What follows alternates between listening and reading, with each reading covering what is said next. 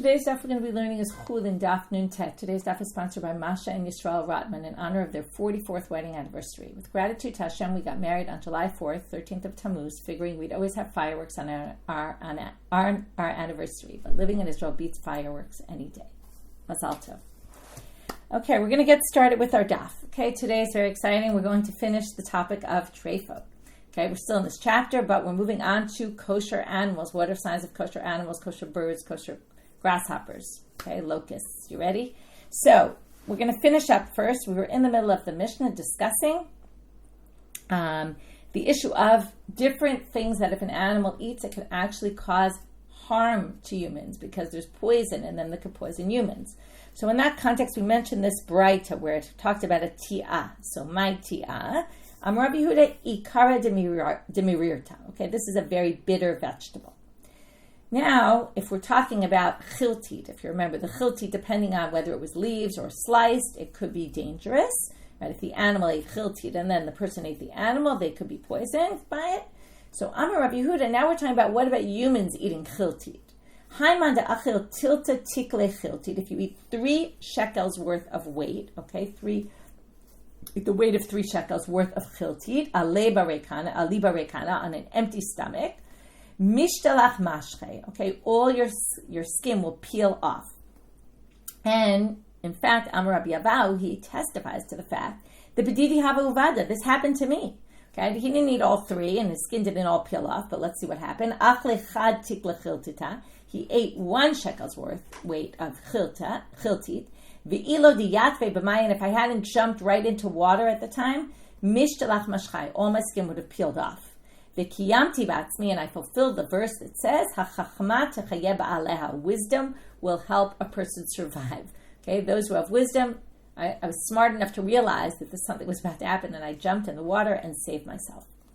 Amar Rav Yosef, Haiman da'achil. Okay, if we're already talking about what you shouldn't eat on an empty stomach, so Rav Yosef says, don't eat the following things on an empty stomach. Ma da'achil shitzrei be'ez, 16 eggs. Thanks for reminding me of that. So, thank you, Ruth. So it causes fever, and when he jumped in the water cooled down his fever. Okay, so someone who eats 16 eggs, va'arbam goze, and 4 walnuts, v'shev butne, and 7 deparche, 7 fruits of the caper bush, v'shati reviata dedusha, and you eat a quarter log of honey, Bitkufa Tamuz, in the summer. Again, we have this Tkufa Tamuz, right? We're in Tamuz. Liba rekana, on an empty stomach. Mit'aka talia delibe, the strings of his heart's tear. Okay, so or get taken out. Anyway, this is dangerous. Don't do this. By the way, there's a lot of literary things. If you notice the liba rekana and talia delibe, okay, the heart, but mention the same word in 2 different ways. Okay. Another story, last story before we get to the next Mishna. Hahu bar tavya, ta'ata leberesh galuta. Okay, now we're back to the fact that if the animal eats poison, or is poisoned, right? Not eats poison, but could eat poison, or is poisoned by a snake bite, then it's dangerous to eat the animal. So we have a situation where there was a young deer, ta'ata leberesh galuta, that was brought in front of the Reish Galuta's house. Dehava mefasek karam batriata. The back legs were cut. Okay, what exactly it is, it's a bit of a debate, but let's just assume the back legs were cut.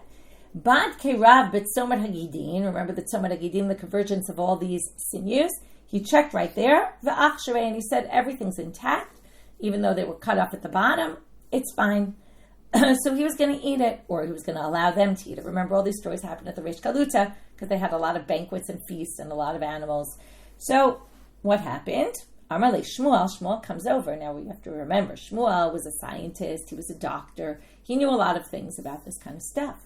So Shmuel comes over and he says, are you not worried about a snake bite? Snake bites apparently could cause the legs to get cut off. So Amarle my takanta. So Rav said, I skipped a phrase, what did I skip? Oh, you're right. He wanted to eat it, right? So Rav wanted to eat it with just roasting it slightly. Okay, usually means raw meat, but he wanted to eat it just by roasting slightly. Thank you for catching me. Then Shmuel said, Lo chayish mar lenikure, or not worried about a snake bite. Amalesi says, my takanta, how do I fix this?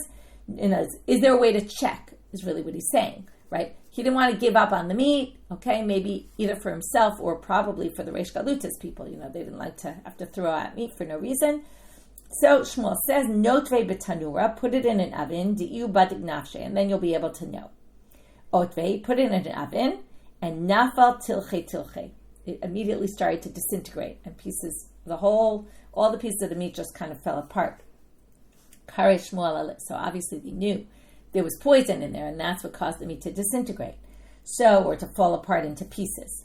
So now, Kare Shmuel alei de Rav, now we're going to have psukim again, but this time, instead of saying about himself, Shmuel says about Rav, and Rav says about Shmuel. So Shmuel's pasuk is about Rav, lo yu'uneh l'tzadik kol aven. Okay, here for me you see it sounds like Rav himself was actually going to eat the meat. And here you see, right, nothing bad happens to tzadikim, right? God makes it that tzadikim will be protected.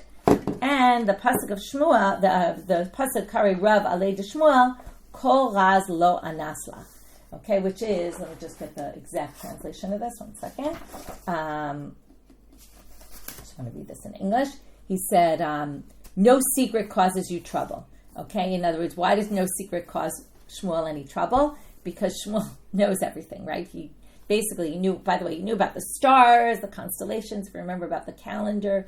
He was very, he knew a lot of things. No secret evades you because you really studied a lot of things. Okay, with that, we finish our section of Treifot. Now we're moving on to Simanei Behema V'Chaya and Of and Chagavim. Okay, so we're going to now see how do you know if an animal or a bird or a grasshopper is kosher. Simanei Behema V'Chaya ne'emru Torah. Okay, so Behema and Chaya, they don't even bother telling you in the Mishna because they say it says it explicitly in the Torah, right? We all know it needs to chew its cud and have split hooves. Okay, those are the main simanim. Simanei of, okay, although we're going to get into it in the Gemara, not to fear. Simanei of lo ne'emru. Now the bird, if you remember, it doesn't say, right? These appear in two different chapters, in Vayikra chapter 11 and in Devarim chapter 14. And there, if you remember, it talks about what birds are not kosher. It lists a whole long list of not kosher birds, but doesn't tell you what to look out for in birds. So what did they do? Well, they basically did some studying, and they said, well, let's take one of the ones, the nesher, okay, which is the griffin vulture, which is not kosher, and they compared it to two birds they knew were kosher. Now, how did they know the two birds that we're going to talk about are kosher? Because they're the birds used for sacrifices, and obviously any bird used for a sacrifice is a kosher bird. So they checked with the Torim and the Bnei Yonah, and they did this comparison, and they came up with these differences. Okay, here goes. Kol of, so aval amru chachamim, so even though it wasn't said in the Torah, the rabbis said, Kol of hadores tamei, okay, any bird who's a dores. Dores usually means praise, but right, with an E, okay, but we're going to see many different interpretations. I'll give you 4 right now. Okay, Rashi says here, Ochez b'tzipornav u'magbia min hakarka masha ochel. He takes his fingers, really claws, and picks up from the ground using his hands, basically. Rashi and Daf Samach Bet, though, brings a different example, which is he steps on, like lidros is to step on, to trample, steps on his prey while he eats the other part of it so that it doesn't move. Okay. Another interpretation given by Tosfot is they eat their prey when it's still alive. Okay, they eat, other birds that are alive still. And fourth one given by the Ramban and others is he kills with its claws, basically. So, attacks in that way. So, different interpretations. We're not exactly sure what this is, which obviously makes it confusing because we're going to see this is like the easiest way to basically knock out a bird and say, okay, the bird is definitely not kosher. If it's an of dores, the problem is there's many different interpretations, what that means. Now, if it has an extra digit, right, those are like the fingers of the bird or toes, okay, but it's called the digit. If it has an extra one, some people think this means that there's a longer one in the front. Some people think it means there's one that actually turns the other way. Most of them face front, and this one faces backwards. Okay, different interpretations. We're going to get into all this in the Gemara. I will tell you that this is the last Mishna in the chapter. It still doesn't end until we'll be here another 8 or 9 depim. Okay, so we have a lot to talk about all these things, so don't worry if you don't get everything right now. V'zefek, it has a crop, and korkavnoni klaf.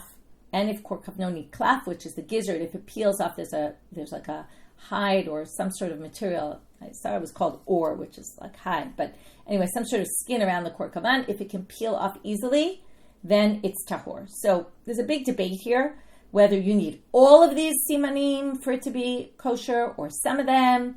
And some people have been mentioning there's resources from the Biblical Natural History Museum. I know there was an event last week, and they're really helpful. So if anybody wants to look there, you can also get information from there.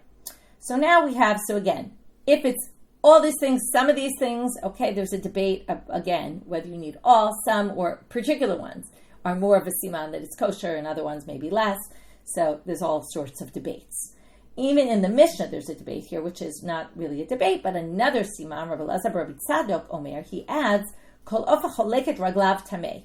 Just like we had any of dores is going to definitely be tameh, he says if the bird goes on a string or on a rope, and the toes split, the digits split, half on one side, half on the other, that's a clear indicator that it's a non-kosher bird. Okay, so that's birds. Again, we're going to get into all this in more detail later. Ubechagavim, locusts. So what about locusts or grasshoppers? Kol sheyesh lo arba raglaim, if it has 4 legs. Ve'arba knafayim, 4 wings. Ve'kartzulayim. Okay, kartzulayim are jumping legs, which is in addition to the 4 legs, has 2 extra legs which help it propel itself. Now here's a really interesting debate that also became very practical debate, which is where are these legs? So most of the commentators think they're near the neck, near the front. But in Morocco and in Yemen, they thought they were in the back. And they basically ate all these locusts that other rabbis said they're definitely not kosher. Okay, so if you ever see people keep different hashgachas, you could see it's based on things like this. And then the rabbis went out against the rabbis in Morocco saying, you're eating non-kosher locusts. And they said, this is the tradition we have, so we're keeping the tradition that we have. And you can see why this would cause a big problem of, is that food kosher, is it not kosher? Okay, moving on. Knafav chofin rubo, another criteria. Its wings cover the majority of the body. Again, we're going to see what this means exactly when we get to the Gemara. But, you can imagine, the simple reading, although we're going to have more interpretations than that, is that the wings basically, cover the majority of the body. That's not so complicated, but sometimes the Gemara complicates things. So, okay, moving on. Rabbi Yosef Omer, Ushmo Chagav. It also has to be called a Chagav, okay, which is a locust. If it's not called a locust and it has all these criteria, but they don't call it a locust, then it's not kosher. Like you could have other creatures, I guess, that are similar, but not in the locust family. I might have the whole list of things, doesn't matter. Ubidagim. Okay, this it says in the Torah, Kol sheyesh lo snapir v'kaskeset, fins and scales. Rabbi Yehuda Omer, Shnei kaskasim u'snapir achad. Okay, now the Tanakama said 1 snapir and 1 kaskeset, singular. But Rabbi Yehuda says when it says kaskas in the Torah, it says kaskasim, it says plural. You need plural, 2, and only 1 fin is enough. Okay, even though it usually has more, but okay. Ve'elu hen kaskasim. Okay, even though we know this, what are scales? They're hakfu imbo. They're the ones that are on the fish that don't move. And the snapirim hapareach behem. This is the one that the fish swims with, right? It helps propel this fish forward, and they move back and forth. Okay, as opposed to the scales, which are stationary on the fish. Okay, now we're going to focus today and for a while on the animal, and then we're going to get to chayot, undomesticated animals.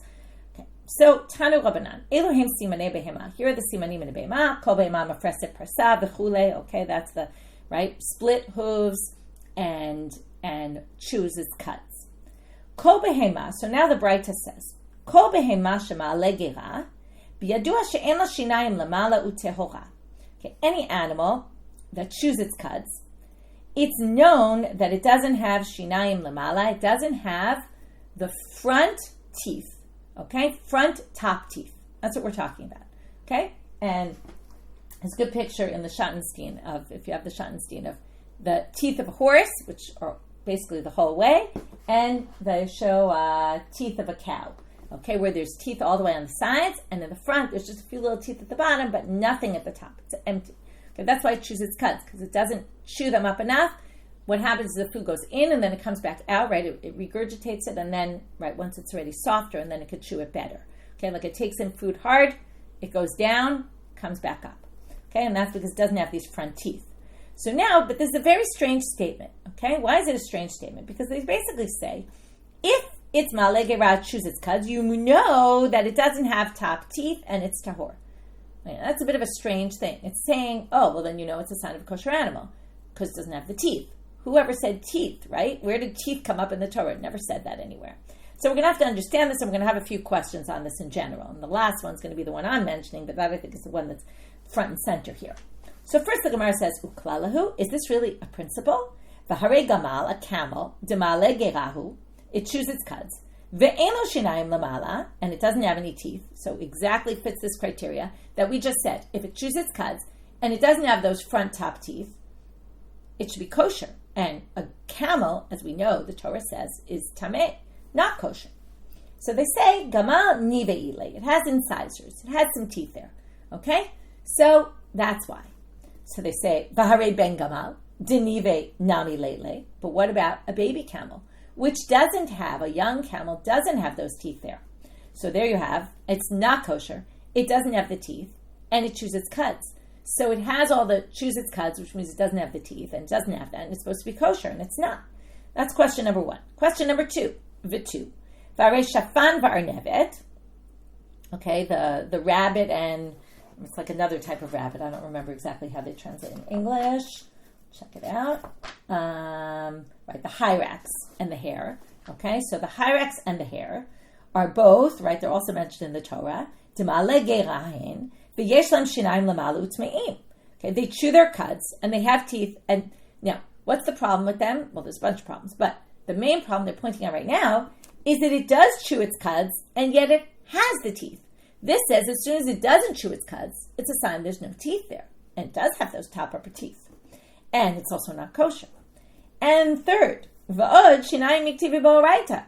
The Torah didn't talk about teeth, so what does teeth have anything to do with anything? Elahachi kamar. It should be said like this. This is to read how you read the Braita. They're rereading it, okay? Kol behema she'en la shinayim lamala. If it doesn't have teeth, okay, forget the if it's not doesn't chew its cuds. If it doesn't have teeth, those front top teeth, biyadu shima ala gera umafreset parsa uteora. It's a sign that it has all the signs of a kosher animal, that it both chews its cuds and it has the split hooves. So the Gemara says, okay, I still don't get this. So now, right, we said this is a siman. Once it has the teeth, we know, right, once it doesn't have the teeth, we know it's a sign. The livdok beparsoteha, but why don't you just check if it chooses cuds and it has split hooves? So they say, kigon shayu parsoteha chatuchot, uchid Rav Chisda. Now, as Rav Chisda says, we're going to say, why are they telling you this in the Braita? Because maybe you'll have a case where you'll come across an animal whose hooves are cut off. And you can't check if they have split hooves, right? What are split hooves? That you basically, by the hoof, right, there's a split right down the middle. Maybe you won't be able to check that. And then we're going to say like this. Now, if it chews its cud, okay, that's one sign. But what they're basically saying is the teeth is a short sign. If they don't have those front teeth, it's a sign that the animal is completely kosher. It has both signs.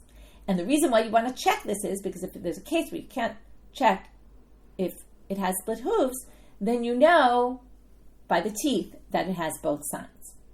So, like Rav Chisda, what's this Rav Chisda? We're going to see three situations of Rav Chisda. The first one is the one we're looking for right now.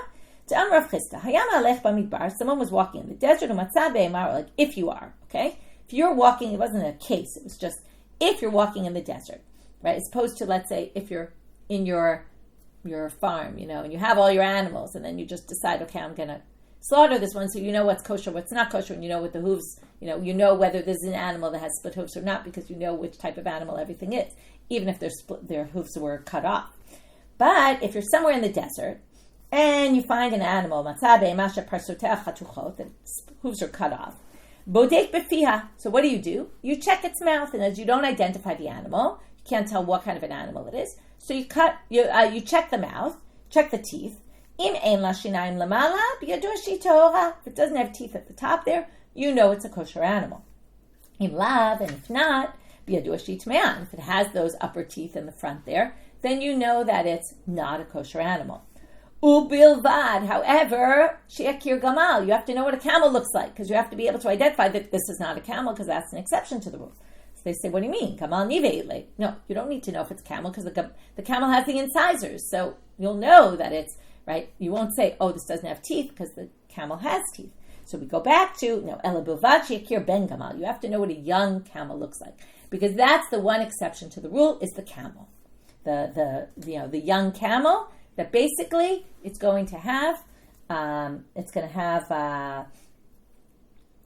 the teeth. It's going to have no teeth, and yet it's not kosher. So as long as you know how to identify that and you can rule that one out, you can eat this animal. Lav amar ika ben gamal. Right. Lav amar ika ben gamal. Ikanami minachrina didami the ben gamal. They say, wait a minute. If there's a ben gamal which doesn't have the teeth in front and is not kosher, then there must be others, right? We just assume if there's one exception, there must be multiple exceptions. So they say, right? So ikanami minachrina. Right? Isn't there something else that's like a ben gamal? Lo sakadata. No, not really. Why not? Well, the Tani Debei Rabbi Yishmael is the bright, and the house of Rabbi Yishmael says, look at the pasuk. Ve'et hagamal ki ma'ale gerahu. Okay, it says, and the gamal don't eat because it is ma'ale gera. So now they say, wait, it's ma'ale gera, right? But the key word here is who. It is, okay? Who is always an exclusionary term. So what are they going to say here? Shalit ba'olamo yodea she'en lecha davar ma'ale gera v'tamei ela gamal lefichach b'chira po hakatuv hu. Why did the Torah say who? Because it wanted to tell you, right? Shalit ba'olamo, that means God knew that there's only one exception to this rule, and that's why he listed specifically that exception and used the word who in the Torah to say this and nothing else. Okay, so now you know how to check if you're out in the desert and you don't know, you're not able to check the hooves because they're cut off. Now, I'm Rav Chisda. Rav Chisda had a slew of these things. If you're out, okay, I'm Rav Chisda, yam alech baderech, okay, you're out in the somewhere, okay, it doesn't say here desert, but same kind of idea. Some people say desert, okay, so you change the word to desert. My footnote on the side says that, just like the previous. Umatzah be'emasha pia gamum. The mouth was closed shut, and you can't open it to check. Bodek beparsotea, so you check the hooves. In parsotea stukot biyadua shi Torah. As long as it has the split hooves, you know it's kosher. Because all animals that have split hooves also chew their cuds, other than exceptions to the rule. We'll get to that in a minute. Im lav yadua shi tme'ah, unless you know for sure it's tme'ah, u'mevad sheyakir chazil. Very good, Gita, right? As long as you know what a pig looks like. You know what a pig looks like, because that chews its cuds, right? Has split hooves, even though it doesn't chew its cuds. So if its mouth is shut and you can't check, not the teeth, not whether it chews its cuds, so basically you'll have to, if you know what a chazir looks like and it has split hooves, then you're fine, as long as it's not a chazir, not a pig. Lav amart ika chazir, kanami minachrina, dedamia lechazir. Now they ask the same question. There must be, if there's an exception, there must be more exceptions, to which they say, lo sakadatach, no, unlikely, detana debei Rabbi Yishmael, ve'et chazir ki mafris parsahu, same thing, because the chazir does have split hooves, and it says who. This is the only one. Shalipa olamo yodea she'en lecha davar shemafris parsa v'tamei ela chazir. Right? The one who rules the world, God knows that this is the only one, and that's why God specifically said this one. Lefichach peripo katuv hu, and that's why it said who. V'am Rav Chisda, third one. Hayam alech b'midbar u'matzah be'ema shapia gamum u'parsotea chatuchot. Now you have no signs, okay? You can't check the hooves, they're cut off. You can't check the mouth, the teeth, or the chewing its cud because the mouth is shut. Bodek bivsara. Now we're going to learn a new one, okay? If you didn't know about the teeth, okay, it wasn't as known because it doesn't say so in the Torah. Now you're going to learn another one. It also has certain meat, okay? Some people claim this is a muscle, okay? That's im halech shtiva erev. If there's a crisscross, okay, like the warp and the woof, biyadua shi Torah. You know it's kosher. Okay, if this has this area where we're going to talk about where exactly, where the muscles have these lines that go both directions, then you know it's a kosher animal. Being lav, and if not, biyadua shi tme'ah, u'bevad sheyakir arod. But you have to know a wild donkey looks like, because a wild donkey is an exception. Now this isn't mentioned in the Torah, this one. Lav amart ika arod, ikanami minachrina dedami l'arod. So if we know there's an exception, maybe there's more exceptions. Well, right, that it has the shtiva arev, but it's actually not kosher.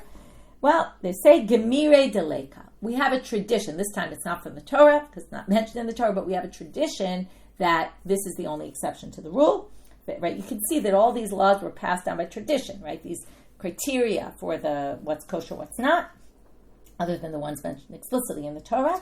Okay, where do you check? You check underneath the tail. There's this area of flesh there where you check, looking for this shtiva erev formation. Okay, done with the animals. Simanei chaya. Now we go to the simanim for chaya, and the Braita says, Tanu Rabbanan, it's likely, I think, the continuation of that same Braita, but I'm not sure. But anyway, the Braita says, Elohim simanei chaya. Now, these are the signs for undomesticated animals. Now, before the Gemara continues with the Braita, they say, well, what are you talking about? Chaya bichlal behemai l'simanim. Right? The kosher signs of kosher animals are relevant for behemot, domesticated animals, and chayot, undomesticated animals. So, why are you saying here the simanim for chaya? They're exact same as for the behemah. That's why I think this was one Braita. These are the simanim for behemah, then it says, and these are the simanim for chaya. But this makes no sense. So, Amar Rabbi Zera, right? It could be it's just a separate Braita, we don't know. Amar Rabbi Zera lahatir chelba. It wants to tell you, what's the difference between a behemah and a chaya? You have to identify the differences because chelev, remember, chelev of an animal, a domesticated animal you can't eat. Because domesticated animals are the ones that are brought as sacrifices. You have no chayot that can be brought as sacrifices. Undomesticated animals never are. Undomesticated animals, right, they more live in the wild. That's why they're called undomesticated. And you can't eat the fats, right, the chelevs of the animals that go on the altar because the chelev is the part they burned on the altar and therefore the chelev is what's forbidden for us to eat. But if it's a chaya, you can eat it. So you need to know, what does a chaya look like? The hachi kamar. And this is how the Braita should read. Eluhem simanei chaya shechel ba mutal. Okay, this is the simanei of a chaya, that its chelev is permitted. Okay, top of Amud Bet now. So what are the simanim of a chaya that its chelev is permitted? Kol sheyesh la karnayim utzlafayim. Now this was all, we stopped in the Braita for a minute to explain. Now we're back to the Braita. So the Braita said, Elohim simanei chaya, kol sheyesh la karnayim utzlafayim. But we now added, these are simanei chaya that its chelev is permitted if it has horns and tzlafayim, which are cloven hooves. Okay, what exactly that is also a debate. Okay, it could be they're pointy, it could be something about the hooves is this indicator of a chaya. Okay, there's a bit of a big debate what exactly it is. Rabbi Dosa Omer, Yesh la karnayim, iyat tzarich lachzor al tzlafayim. Yesh la tzlafayim, tzarich ata lachzor al karnayim. So Rabbi Dosa disagrees and says you don't need to check for both the karnayim and the tzlafayim. But he says if it has karnayim, then you have to look for tzlafayim. If it has tzlafayim, if it has karnayim, you don't need to look for the tzlafayim. Once it has horns, you know that it's a chaya. Okay, we're going to talk about this soon because it's not exactly true. But he says if it has horns, that's a true sign. You don't need to look for the cloven hooves. If it has cloven hooves, though, that's not enough. You still have to make sure, tzarich ata lachzor al karnayim. You still have to check for the horns. So basically, it sounds like he's saying all you really need to check is the horns. Okay? In a kind of convoluted way he says it, but that's what he means. The keresh, af al pi she'en lo ela keren echad, mutal. The keresh, even though it only has one horn, sounds like a unicorn. Okay, we're going to end our shir about this keresh. What it is permitted. Okay? Even though it only has one horn, you don't actually need karnayim plural. One horn is enough. Kalalahu. Okay, so now they say, wait, kalalahu? Again, they're back to the same thing we had last time about the shinayim. This is a rule. If it doesn't have this, if it has this, then it doesn't have teeth. Is this really a rule? Hare is a goat. The yesh lo karnayim. Utzlafayim v'chabo asul. It has both horns and the cloven hooves, and we know its chelev is forbidden. To which they answer, kruchot be'ina. They need to be layered. If the horn is layered, the horn, not the hooves, if the horn is layered, that's a siman. So now they say vare shor, di kruchot v'chabo asul. That doesn't work because layered isn't enough. Because an ox has a layered horn, and its chelev is forbidden. So what are the answer? They say charukot be'inan. Oh, they need to be grooved, and a shore's horn is smooth, not grooved.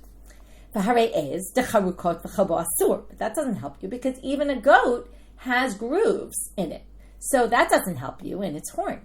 And we know, because again, shor and a's for sure are domesticated animals whose chelev is forbidden. So the answer, mefutza lopi, okay, we keep adding things. Has to be branched, right? Like, like the moose and stuff have all the branches coming out. Has to be branched. In other words, the branches, okay, like also a deer has branches. So when it's branched out, that's a clear sign for a chaya, an undomesticated animal. No animals that are domesticated have branched horns. V'harei tzvi. Okay, what about a deer? Okay, this is very strange. A tzvi, they say, doesn't have mefutzalot, and yet its chaylev is mutar. So you can't say that's a sign of a chaya, because here we have a tzvi. Now, this is very tricky, because a deer does have branched horns. So there's two different ways of understanding this. Some say mefutzalot isn't really mefutzalot, it's mevutzalot, it means something else. But the other option is to say that tzvi they're mentioning here is not really a tzvi, it's a yael, which is an ibex. And the ibex don't have branches. So maybe we're talking about an ibex here. Okay? So they say, chadurot be'inan, they need to be rounded. Okay. If you're not confused enough at this point, right, we just added this one and that and that and that. So now the Gemara makes some order for us, okay? So, which is nice. Hilkach, therefore, okay, we're going to go like this. Hechadim mipatzla lodina velo dayana. Okay, if it's branched, you don't need a din, you don't need a dayan, you don't need anything. You see a branched animal with branched horns, you know for sure it's kosher. Not kosher, the chaylev is kosher. You know for sure it's an undomesticated animal, and you can eat the chaylev without any problem whatsoever. Because 100% that's a chaya. There is no behema with branched horns.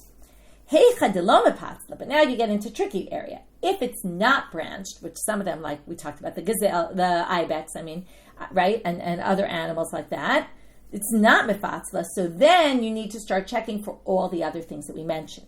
Bi'inan kruchot, chadurot, v'charukot. Okay, let's go through again. Kruchot is layered.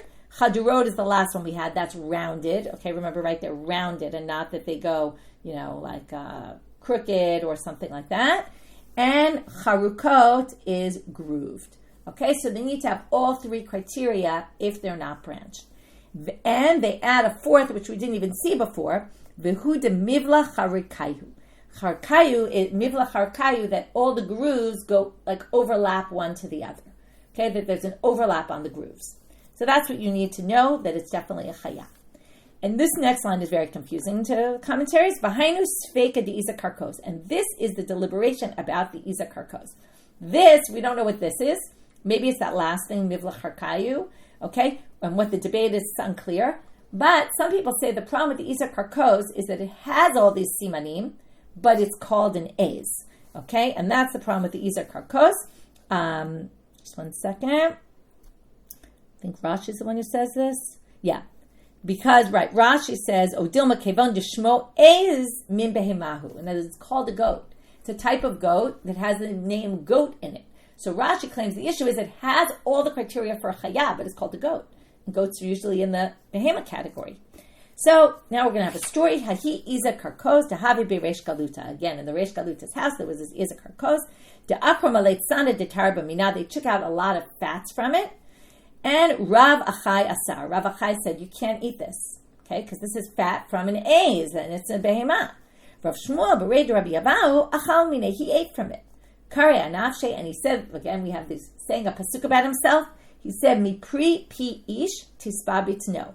A person will be satiated from the peirot of the mouth of a person. What does he mean? He means the tradition I received that this is actually permitted because it really is a chaya. It's an undomesticated animal. That basically allowed me to, be satiated by eating this delicious fat from the animal. Shalchu mitam, but they sent from Eretz Israel the ruling on this topic. Hilchata, because we have a machloket.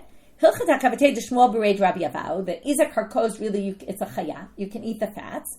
Vihi zaharu b'Rabbeinu Achai. But be careful of Rabbeinu Achai. In other words, be respectful of Rabbeinu Achai. Shemi'irene golahu. Okay, he enlightens the eyes of the people in the Golah. He's a great Talmid Chacham. What does it mean to be hizaru? Be careful, be cautious. What it means is, if he's forbidding this, respect that he's forbidding it. This goes back to Minhag HaMakom. If someone forbids something that's permitted, you have to treat it as if it's forbidden, like when you're in his presence, or don't say, some other rabbi says it's permitted. No, if he treats it that way, be respectful of it. Okay. Now, before we move on, I can't remember now because I taught the class in Hebrew also, and I know I mentioned it there, but I wanted to go back because there was something about the Chagavim that I can't remember if I mentioned about Morocco. Did I say it about Morocco? Oh, I did. Okay, fine. For some reason I thought in my head I did mention it. I just wanted to not forget that. Okay. Now we're moving on to the keresh. Okay, the creature that has one horn, which maybe we call a unicorn, maybe, okay, and we're going to talk about these fantastical creatures. So keresh afapisha elo ela keren achat mutar. I'm a Rav Yehuda. So Rav Yehuda says, keresh is tavia debei ila'a. It's a deer that lives in the forest called Ilai. Now, Ilai means Elyon, literally translated as upper, right? Which almost sounds like maybe this forest of God, okay? It's unclear, but definitely sounds like that from the continuation. Tigris is Aryeh de Be'ilai. The Tigris is like the lion of the above, okay? This forest of Eli. I'm a Rav Kahana. Now we're going to have some Rav Kahana, Rav Yosef, going to talk about how huge these creatures were. Teisha, and this, we've seen sugyas like this where they talk about these unbelievable creatures larger than life. So he says, Teisha amhata ben una leuna d'Aryeh de Be'ilai. This lion of the Be'ilai, this Tigris, okay, which is the lion of the Be'ilai, has 9 cubits of space between ear to ear. Okay, that's, a lot of space, 9 cubits. And Amar Rav Yosef, Shitzar amta have mashche de tavia de Be'ilai. Okay, and this keresh it was 16 cubits long. Okay, if you remember, that's the width of Rishut Rabim, right? That's a large animal. Amar le Kesar le Rabbi Yeshua ben Chananya. We're now going to start a slew of 4 stories with the Roman Caesar. In the 4th story, it's going to be the daughter of the Roman Caesar with Rabbi Yeshua ben Chananya, who is Rabbi Yeshua, the regular Rabbi Yeshua that we know, the one with Rabban Gamliel, famous story in the Beit Midrash and all that. But anyway, the Rabbi Yeshua that we see all over, he ends up in this debate. By the way, there's also a famous story of him with the daughter of the Caesar where she talks about how you're so ugly and how could the Torah be in such an ugly vessel. Very famous story about that. So there's all these stories of Rabbi Yeshua ben Chananya speaking to the Caesar or the daughter of the Caesar. So the first story we're going to see today, the next 3 we'll see in the next stuff. Amar le Kesar le Rabbi Yeshua ben Chananya. Elohechem ke'aryeh matil. Your God is compared to a lion. Dichtiv aryeh sha'ag milo yira. As people say, right? The aryeh will roar. There's a pasuk, right? And who will fear, right? No, in other words, everybody will fear. There's a pasuk in Amos. Right? And from there it says, Hashem diber milo yinabe. Okay? So God, right? God is like a lion. My revute, but what's so great about a lion? Parasha katil aryeh. Cavalryman can just go kill a lion. So your God isn't really so great. Amalei, lav kahaya aryeh mitil. Oh, that's not the lion that we compare God to. It's ka'aryeh de be'ila amitil. He's like the lion of the Be'ilai, this unbelievable creature. So the Roman emperor says, I want to see this lion. Sorry, you can't see the lion. Okay, not for show. No, really, I want to see that lion. So Rabbi Yeshua prays for mercy, meaning he goes to God and says, listen, can you help me out here? The emperor wants to see it. So the lion comes out of its place, okay, its place of dwelling from this Be'ilai. Now it's on its way to the emperor. When it's 400 parsa, that's far distance away. It made a sound, it roared, one roar. Apilu koma abarata. All the women who were pregnant miscarried. The Shura de Romi nafal, and the wall of Rome fell down. Then it keeps coming. Okay, the emperor doesn't comment anything. Okay, 300 parsaot away, nihem kalachrina. It roared another roar. Okay, so it's getting closer. Nator kache v'shine degavre. All the teeth. Okay, we were talking about teeth before, right?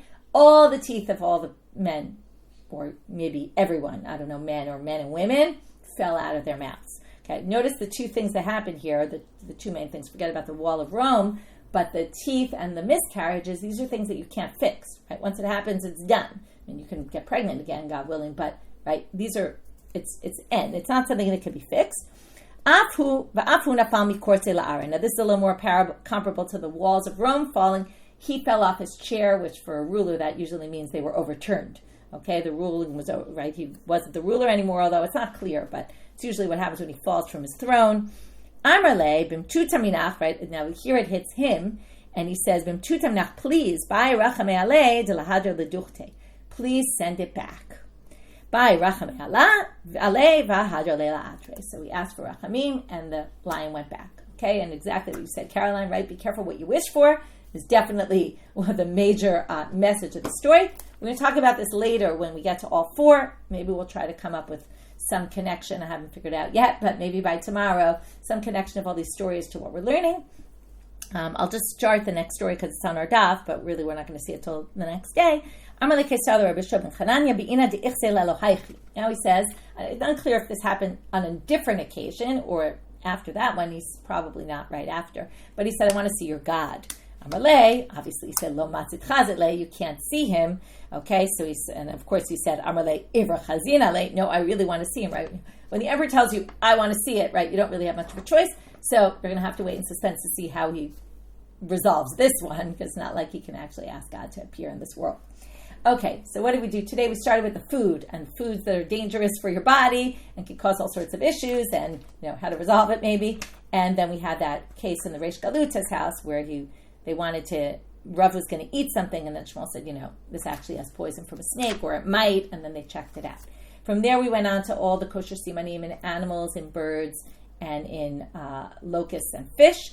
And then we got to the animal ones, and then we had this whole thing with the teeth come in. Why were the teeth there? Why they added it? And then they added it because in case you can't check the hooves, so the teeth are a good sign that both issues are there, both chew and cut and split hooves.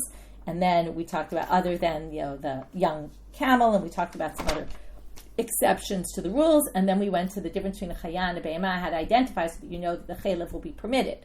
And then we talked about the horns, but then we said the horns and the cloven hooves.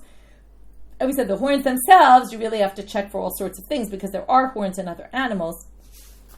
So even in domesticated ones, so it needs to have all these different criteria. Either branched is a clear sign that it's a chaya, or it needs the other three.